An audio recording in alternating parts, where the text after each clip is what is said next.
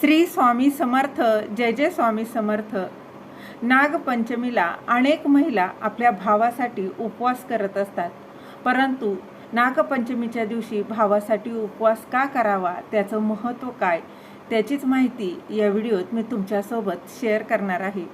नुकताच श्रावण महिना सुरू झाला आहे आणि या महिन्यातील पहिला सण म्हणजे नागपंचमी. ही 17 ऑगस्ट 2026 वार सोमवार या दिवशी आलेली आहे. नागपंचमी हा सण श्रावण शुद्ध पंचमीला साजरा केला जातो. तर श्रावण महिना हा भगवान शिवाला समर्पित मानला जातो. नाग हा भगवान शिवाच्या अलंकारांपैकी एक आहे. त्यामुळे श्रावणातील नागपंचमीला शिवभक्ती आणि नागपूजा यांचा सुंदर असा संगम मानला जातो. अनेक भक्त या दिवशी शिवलिंगाची पूजा करून नागदेवतेचेही स्मरण करतात. नागपंचमीला नागदेवतेची पूजा करून कुटुंबाचं रक्षण, सुख, समृद्धी आणि आरोग्यासाठी प्रार्थना करण्याची खूप जुनी परंपरा आहे. नागपंचमी या सणाशी अनेक परंपरा देखील आहेत. मात्र एक परंपरा अशी देखील आहे बघा, तर ती म्हणजे नागपंचमीच्या आदल्या दिवशी भावासाठी उपवास का करतात, तर तेच आपण या व्हिडिओत जाणून घेणार आहोत. त्याआधी तुम्ही माझ्या चॅनलवर नवीन असाल तर सबस्क्राईब करा आणि कमेंटमध्ये लिहा श्री स्वामी समर्थ. तर श्रावण हा सणांचा महिना आणि या महिन्यातील पहिला सण म्हणजे नागपंचमी.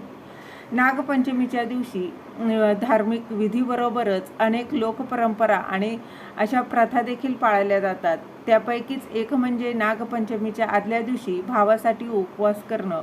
नागपंचमीच्या दिवशी काही ठिकाणी भावाच्या सुख, समृद्धी आणि दीर्घायुष्यासाठी, आरोग्यासाठी बहिणी उपवास करतात किंवा व्रत करत असतात.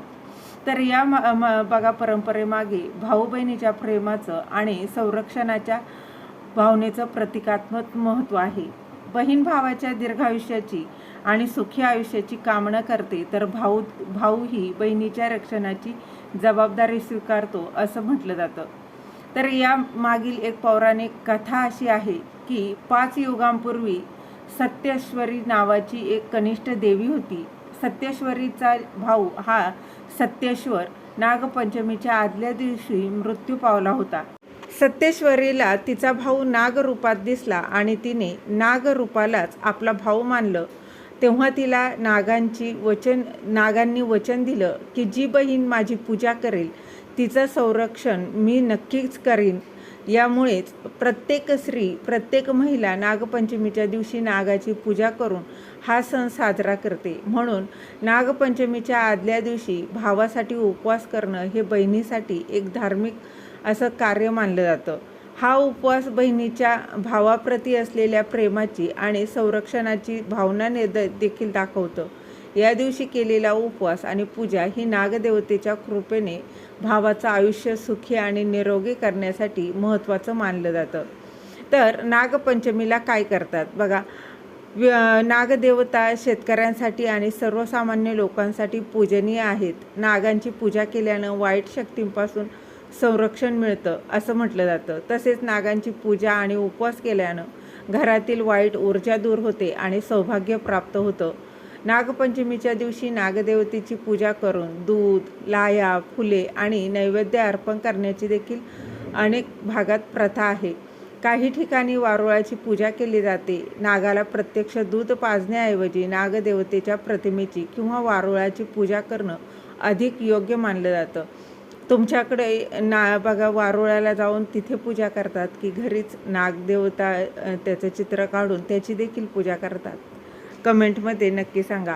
उपवास करणाऱ्या महिला आपल्या कुटुंबाच्या परंपरेनुसार फलाहार आणि सात्विक आहार घेतात.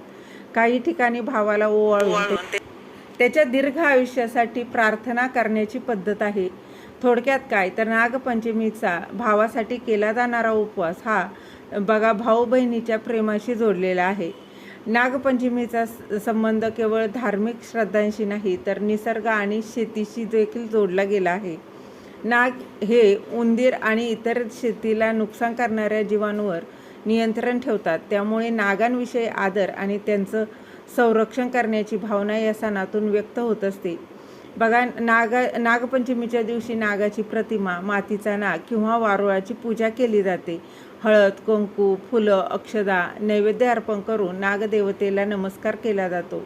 तर बघा, ग्रामीण भागात वारुळाला विशेष पावित्र्य मानून त्याची विशेष पूजा करण्याची देखील पद्धत आहे. वारुळाजवळ दिवा लावून नागदेवतेला नैवेद्य दाखवला जातो. त्यानंतर काही भागात बहिणी भावाच्या सुख, आरोग्य आणि दीर्घायुष्यासाठी नागपंचमीचं व्रत उपवास करतात. भावाला ओवाळून त्याच्यासाठी मंगल कामना करण्याची देखील अनेक कुटुंबांमध्ये ही पद्धत आहे. त्याचबरोबर गावाकडच्या भागात मग नागपंचमीच्या निमित्तानं महिला एकत्र येऊन पारंपरिक गाणी गातात, झिम्मा, फुगडी खेळतात, झोके घेतात. त्यामुळे नागपंचमीला बघा आनंदाचं स्वरूप देखील प्राप्त होत असतं. तसेच बघा, श्रावणातील हिरवाई आणि पावसाळ्याच्या या वातावरणात झाडांना झोके बांधून महिला आणि मुली झोके घेतात. नागपंचमीच्या आसपास बघा ही प्रथा विशेष प्रचलित आहे.